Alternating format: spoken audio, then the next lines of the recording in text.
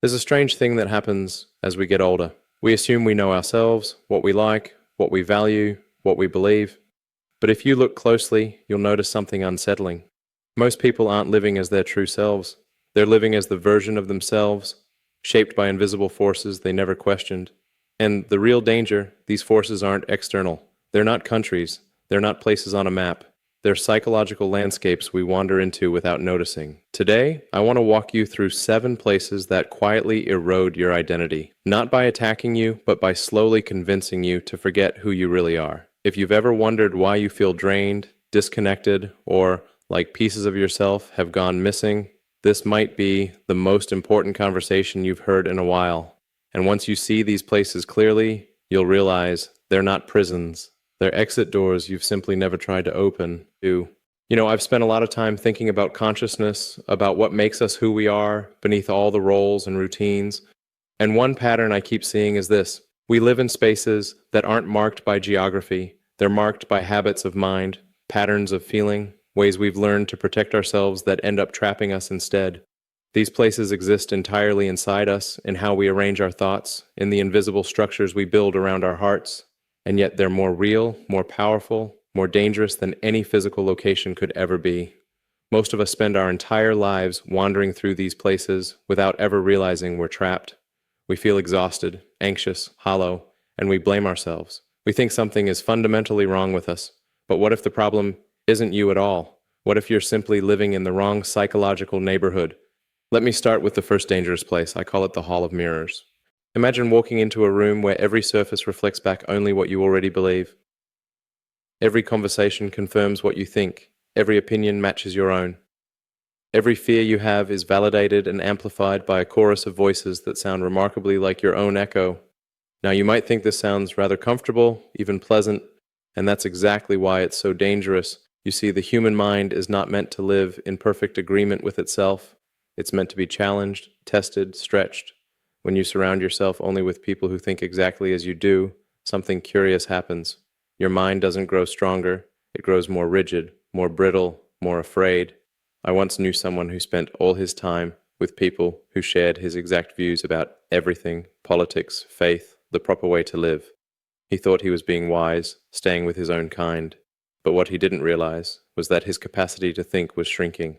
Every day his world became a little smaller, a little more frightening, a little more dependent on the group to tell him what was real. The problem with the Hall of Mirrors is that it makes you terrified of different ideas. A new thought feels like an attack. A different perspective feels like betrayal. You become so identified with your beliefs that questioning them feels like dying. And so you cling even tighter to the mirrors, demanding they show you only what you want to see. But here's what you must understand. When you live in the Hall of Mirrors, you are not really thinking at all. You're simply repeating. You're not growing. You're calcifying. You're not becoming more yourself. You're becoming less. The way out is simple, but not easy. You must deliberately seek out voices that disturb you, not to argue with them, not to prove them wrong, but simply to feel your own mind stretch. To remember what it's like to not know, to wonder, to question even your most cherished certainties. Because the moment you step out of that murder hole and into genuine conversation with someone who sees the world differently, you start to reclaim the flexibility and curiosity that made you truly alive in the first place. But the mind doesn't only shrink when it sees the same reflections, it also collapses when it tries to measure itself against reflections that don't belong to it at all. This brings us to the second dangerous place, the arena of comparison. This is where you measure your worth against everyone else's achievements, status, possessions, success. In this place, nothing you do is ever quite enough, because someone somewhere has always done it better, faster, or more impressively. The arena of comparison is peculiar because it disguises itself as motivation. We tell ourselves that comparing ourselves to others will inspire us to improve.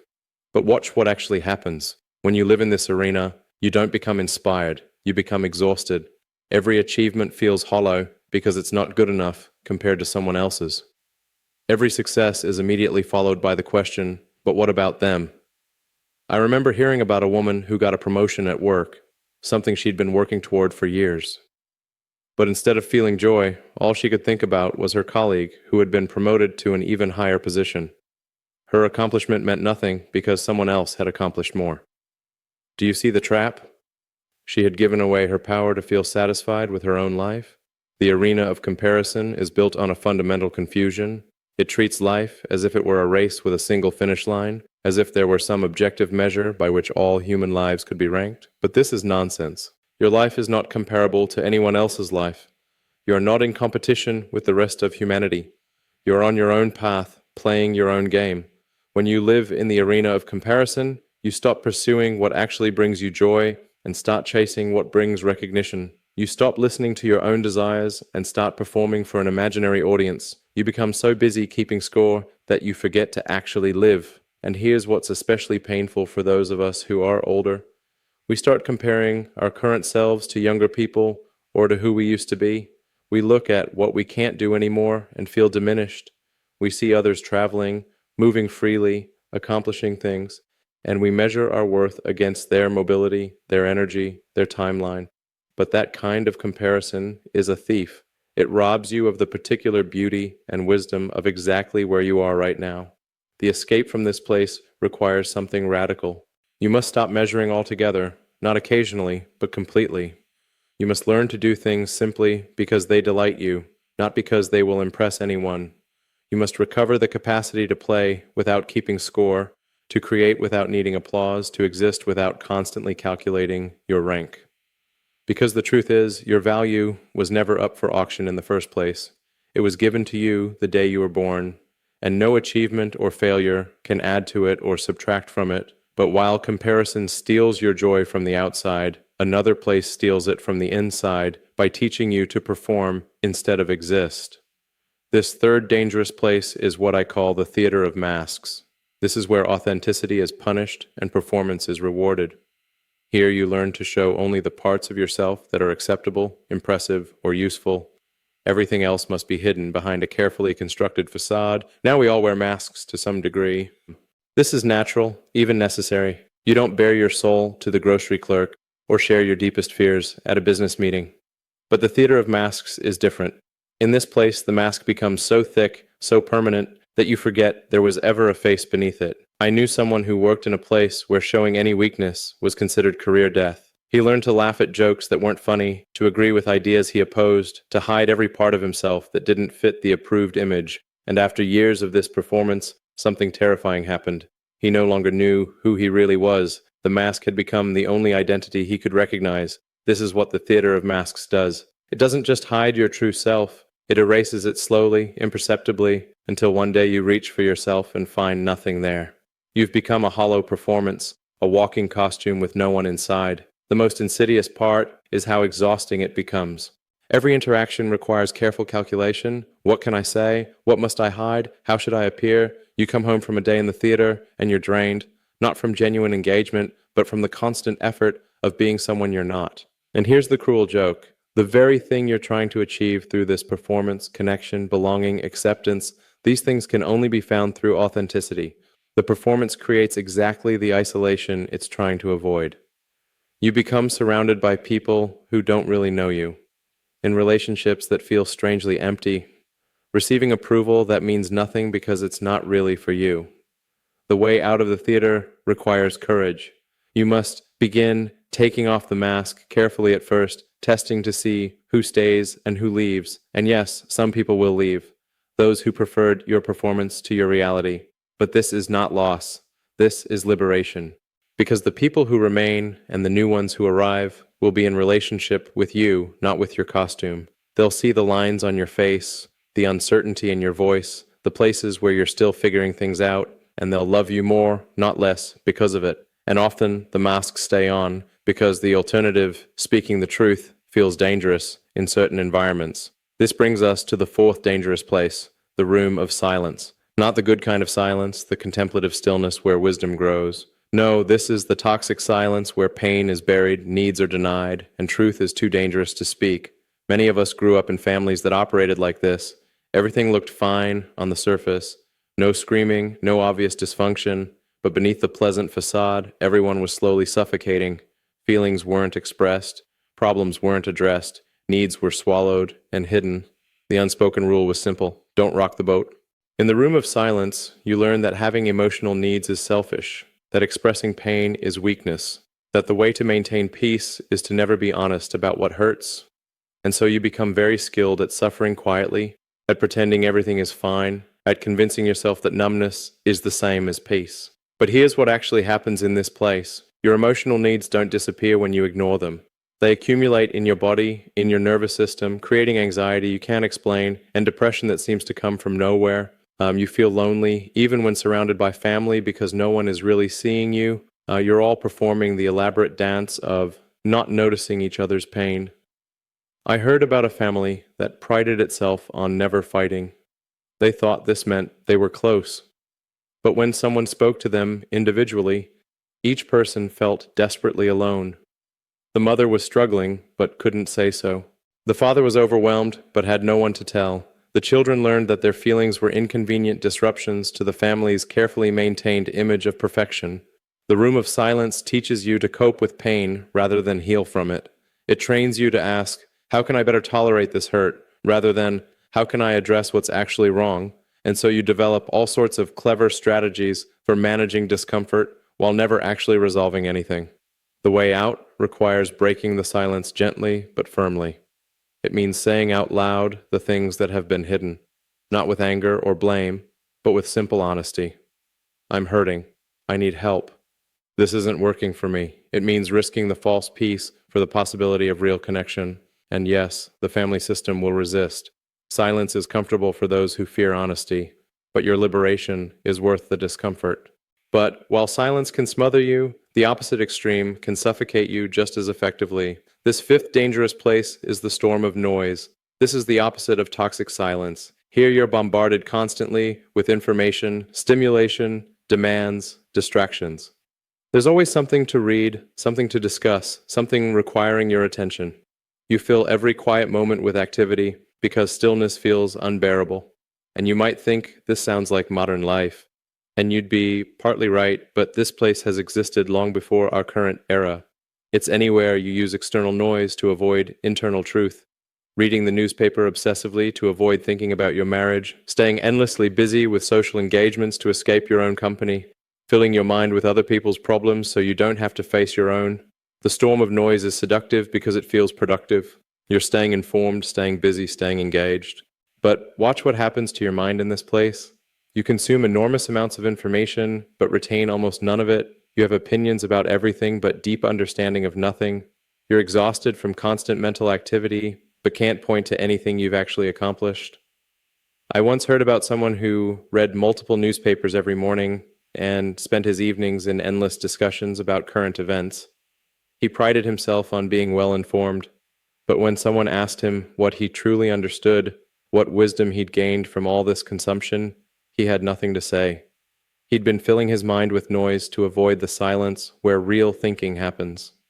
The storm of noise keeps you in a state of constant reaction. You're always responding to the latest thing, the newest crisis, the most recent outrage.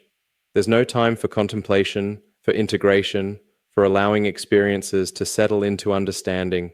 And without that settling, nothing you learn actually becomes part of you. It just passes through, leaving you feeling full, but somehow still empty. The way out is frightening because it requires turning off the noise and sitting with whatever arises.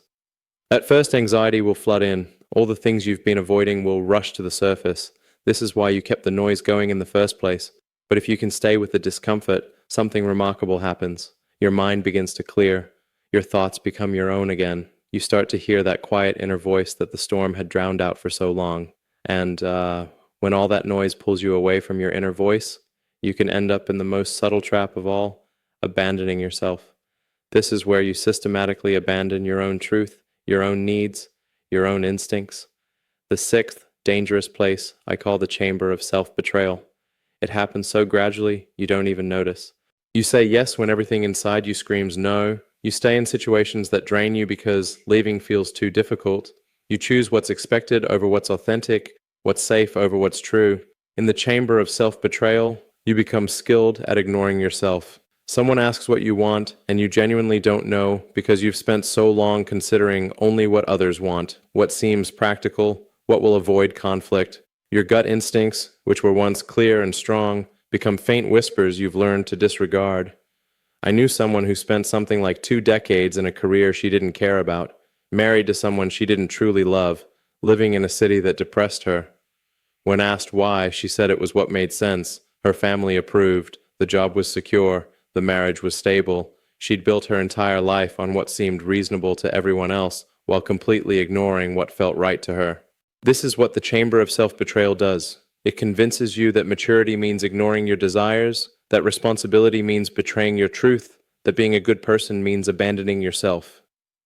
And so, you make 1,000 small compromises, each one barely noticeable, until you wake up one day and realize you're living someone else's life entirely. The cruelest part is that society often rewards self-betrayal. You're called mature when you ignore your needs, responsible when you sacrifice your happiness, selfless when you put everyone else first. But this is not virtue. This is slow spiritual death. You cannot love others authentically while betraying yourself. You cannot give from an empty well. The way out requires something that may feel selfish at first. You must begin checking in with yourself again. What do I actually want? What does this feel like in my body? What is my truth? Regardless of what others expect. And then, most frightening of all, you must begin making choices based on these answers. Some people will be disappointed. This is inevitable. But your life belongs to you, not to their expectations. You've earned the right, after all these years, to finally live according to your own compass. But the deepest danger comes from the place most people never explore, the part of themselves they locked away long ago. The seventh and most dangerous place is the basement of shadows. This is the internal space where you've locked away all the parts of yourself you're too afraid or ashamed to face. Every painful memory, every shameful thought, every quality you've decided is unacceptable. Down into the basement they go. Now, you might think this sounds like a good strategy. Push down the bad stuff and focus on being good. But here's what actually happens. What you bury doesn't stay buried. It grows stronger in the darkness, influencing your behavior in ways you don't understand. You find yourself overreacting to small things, sabotaging your own success, repeating patterns you swore you'd never repeat, and you can't figure out why, because the real cause is locked in the basement. I knew someone who despised his father's anger, swore he'd never be like that, prided himself on being calm and controlled. But then he had children, and to his horror, he found himself raging at them over tiny things. He had locked his own anger in the basement, thinking he'd gotten rid of it, but it had simply been waiting in the dark, gathering strength until it burst out in exactly the way he feared. This is what the basement of shadows does. Every quality you reject in yourself doesn't disappear.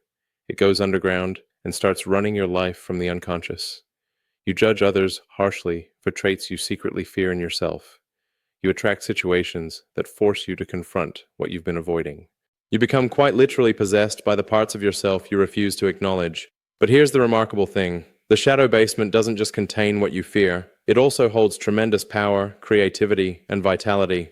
That anger you buried might become passionate advocacy once you face it. That sadness might become deep empathy. That shame might become fierce compassion for others who struggle with similar issues. The way out of the basement requires descent, not avoidance, not denial, but the courage to go down into the darkness with a light and see what's actually there. Not to judge it, not to fight it, but simply to acknowledge it. Yes, this is also part of me. And in that acknowledgement, the shadow loses its power to control you unconsciously. You become whole again, integrated, no longer at war with yourself. So here we are. 7 places that destroy your true self. The hall of mirrors that makes you rigid and afraid. The arena of comparison that makes your achievements meaningless. The theater of masks that erases your authentic face. The room of silence that buries your truth. The storm of noise that drowns your inner voice. The chamber of self-betrayal where you abandon yourself gradually. And the basement of shadows where you hide from your wholeness. But recognizing these places is only the beginning. The question now is, how do you leave? How do you reclaim yourself? You must become conscious. You must look honestly at where you are, not where you pretend to be, not where you wish you were, but where you actually spend your psychological time. Which of these places do you inhabit daily? Take a moment right now and ask yourself, which one feels most familiar? Which description made you uncomfortable because it hit too close to home? That discomfort is not your enemy, it's your guide. It's showing you exactly where you need to focus your attention. And then you must begin to leave. Not all at once, not dramatically, but deliberately.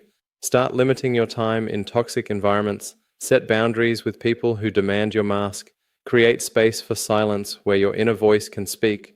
Make small choices based on your own truth rather than external expectations. Begin the slow work of integrating what you've hidden in the basement. This won't make you popular. People who are comfortable in these places will feel threatened by your departure. They'll call you selfish for setting boundaries, weird for being authentic, antisocial for needing silence, irresponsible for following your truth. Let them. Your freedom is worth their discomfort. And here's what you'll discover on the other side. When you leave these dangerous places, you don't just feel better, you become different. Your relationships deepen because they're based on truth rather than performance. Your days become meaningful because they come from your authentic self. Your mind clears because it's no longer filled with noise and comparison. You feel alive again because you've stopped abandoning yourself. But perhaps most importantly, you give others permission to leave too. When you stop participating in these toxic patterns, you create an opening for others to escape. Your family might begin speaking truth. Your friends might remove their masks. Your community might become more human, not because you preached at them, but simply because you showed them another way, as possible. You see, these dangerous places persist because we collectively agree to inhabit them. But when enough individuals choose freedom, the whole system shifts. One person's liberation creates ripples that spread far beyond what you can see. So ask yourself right now, which of these places have you called home? Where are you spending your psychological energy? What would it take to leave? Because here's the beautiful truth. You are not stuck. These places have no walls except the ones you believe in. The hall of mirrors. Walk toward a different voice. The arena of comparison. Stop keeping score. The theater of masks. Take off the costume. The room of silence. Speak your truth. The storm of noise. Turn it off. The chamber of self-betrayal. Choose yourself. The basement of shadows. Descend with curiosity instead of fear. Your true self is not destroyed. It's simply been buried under layers of accommodation, performance, and fear, but it's still there, waiting patiently for you to remember who you actually are beneath all the costumes and compromises. The meaning of your life is not to successfully navigate these dangerous places. The meaning is to recognize them, leave them, and discover what remains when you're no longer defending, performing, or hiding. What remains is you, the real you, the one who was always there, watching, waiting, ready to live again. And when you find that self, you'll wonder how you ever mistook these prisons for homes. You'll see clearly that freedom was always available, always just one honest choice away. The door was never locked. You were simply afraid to open it. But now you know the 7 dangerous places exist. Yes, but so does the way out. And the way out begins with seeing where you are, admitting it honestly, and taking one small step toward truth. Not tomorrow, not when conditions are perfect, but now. Always now. This is your invitation not to perfection, not to some distant achievement, but to the simple act of coming home to yourself, to living from your center instead of from fear, to playing your own music instead of dancing to someone else's tune. The dangerous places will always be there, offering their false comforts and familiar prisons. But you don't have to accept the invitation. You can choose differently. And that choice made quietly in your own heart right now might be the most important decision of your entire life. Because what good is a life spent in these places? What's the point of surviving if you've lost yourself in the process? Your true self is calling. Not from some distant future, but from right here, right now, beneath all the layers of protection and performance. It's been waiting for you to remember, waiting for you to come home. The question is, will you answer? If this breakdown of the 7 dangerous places helped you see your own journey more clearly, I'd love to hear your thoughts.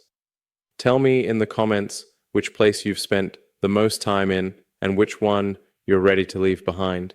And if you found this valuable, make sure to like the video and subscribe so more people can discover how to reclaim their true selves as well. Your engagement truly helps this message reach others who might need